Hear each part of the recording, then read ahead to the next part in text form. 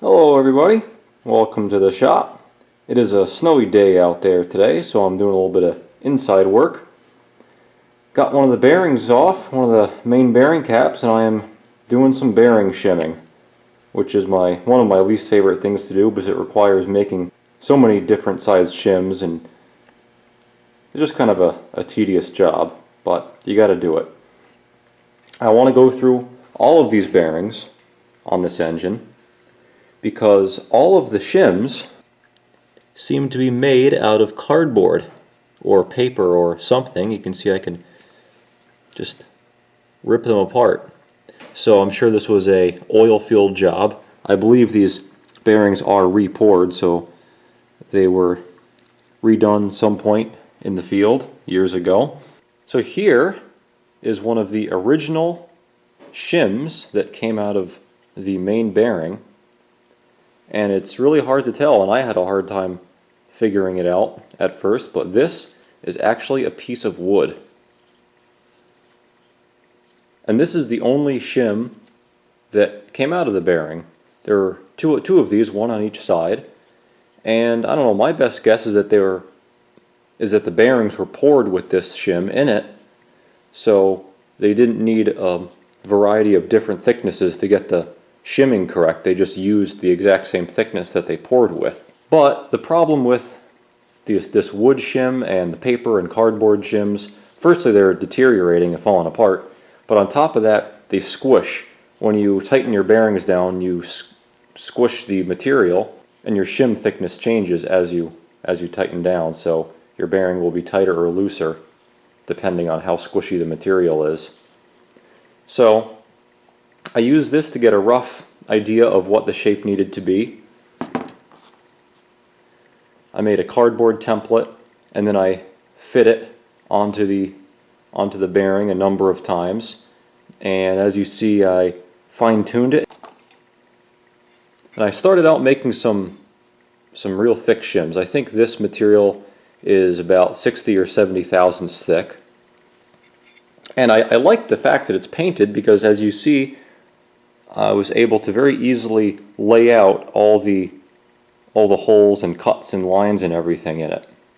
Then also I have some shim stock that I bought from McMaster. I bought 3 different thicknesses. I bought 3 thou, 10 thou, and 30 thou thickness. These are, I believe, 6 inches wide and 100 inches long, and this roll is only like 10 or 15 bucks for almost 8 feet or something like that of this shim stock. So I thought that was a really great price. Now, as you see here, I have some of the 30 thou material already cut to size, and I'm going to do the same thing with the 3 thou and the 10 thou material. I'm just going to make rectangles that are the same size as this. Now, this is the trick to mass producing these things, especially with the thin material. So you take 2 thick shims, then you take a number of thin ones. Of course, I'll be putting some 3 thou and 10 thou in here as well, but just for demonstration, put a number of thin ones in there and then sandwich it on top with another thick one, and then use a variety of vice grips to hold everything down together nice and tight. The other thing that I wanted to figure out before I just started making a whole bunch of shims, I didn't want to waste my time and make too many or make too many of the wrong size. So what I started out by doing is measuring the thickness of the original wooden shim, and it was roughly 350 thousandths. Of course, you're not going to get a very accurate measurement on this thing. It's a little bit different all over the place, but 350. So to take up the bulk of the thickness, I made 3 of these thick shims, 70 thou thick. That adds up to 210 thou. And then I do 5 10 thou shims, adds up to 50. 3 30 thou shims per side, adds up to 90. And then a couple 3 thou shims, adds up to just 9 thousandths. All adds up to 359 thousandths, which is obviously more than my original thickness, but with the variety of shims here, I can easily add or subtract a few and get just the right adjustment.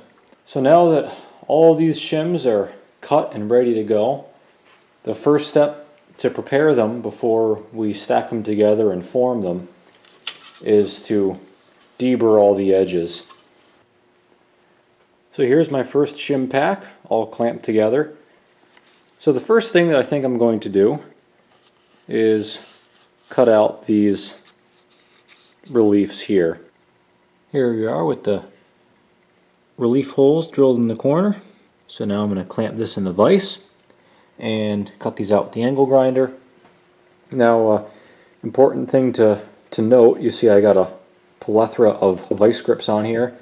You're going to need to eventually rearrange and move these vise grips and clamps around for when you're doing different operations on this shim pack, or if you want to clamp this into your vise. But I try to have as many clamps on it as possible. If you want to readjust them, readjust one at a time. So with a 7/8 hole saw, I drilled the first hole for the 2 mounting bolts for the bearing cap. I went a size above the 3/8 stud size, just so there's a little bit of wiggle room in that shim. Now when you're using a hole saw to drill through something like this, you got to be careful. You have to go just like a layer or 2 at a time, because typically once the hole saw cuts through one layer, there's a little bit of material left over that the tooth or the teeth get stuck on the hole saw, and it doesn't allow the hole saw to cut anymore. So you have to cut a little bit, stop, push out the discs, and then continue cutting. Now I'm all set with my first stack. Now you see I set it on the table and very carefully took it apart and took one of the top shims off, and I put it on my engine and sized it all up. And it's a pretty damn good fit, but there's 2 small adjustments I want to make. Since I haven't disturbed anything, I can very carefully put this back together, clamp it, and modify it. So now the next step, once again, got to deburr these, although there's a lot more edges to deburr this time. If you don't deburr them, the burrs might fetch up when you're laying these shims in, and you're not going to get an accurate thickness. So with the shims finally done, it's time to shim the bearings. So you see I put a stack, even thickness, same number of shims on both sides of the bearing. And to measure the clearance of the bearing, I'm going to use plastic gauge. So a rule of thumb that I found on Smokestack was 1 to 2 thousandths of clearance per inch of journal diameter, and this is a 3.5 inch diameter journal, so that means I'm looking for anywhere between 3.5 and 7 thousandths of clearance.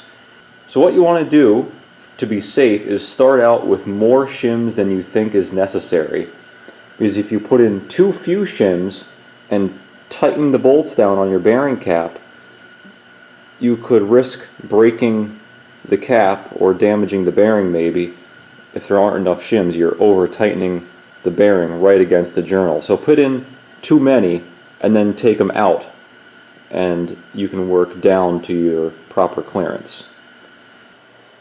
So I used a little smear of grease to stick the plastic gauge onto the journal, and now I will put the bearing cap on and tighten it down, take it back off, and we'll take a look at how much this piece of plastic here is smushed. So here it is, all smushed out. And then you can hold the gauge up so you find whatever matches best. Say it's about that, which is 7 thousandths. So I'm at the top end of my clearance range. I might try taking out a thin 3 thou shim on each side and seeing how that turns out. But otherwise, that's how you do it. The other thing I would suggest is not putting your thinnest shims on the outside of the shim stack, because the rough surface of the base or the cap can kind of deform it. So this is one of my thicker 10 thou shims. That's all there is to it, folks. Then I got to make more shims for the big end and little end of the rod. And we are on our way. Thanks for watching. Leave a comment, hit the subscribe button. And as always, thanks for watching and come back for more.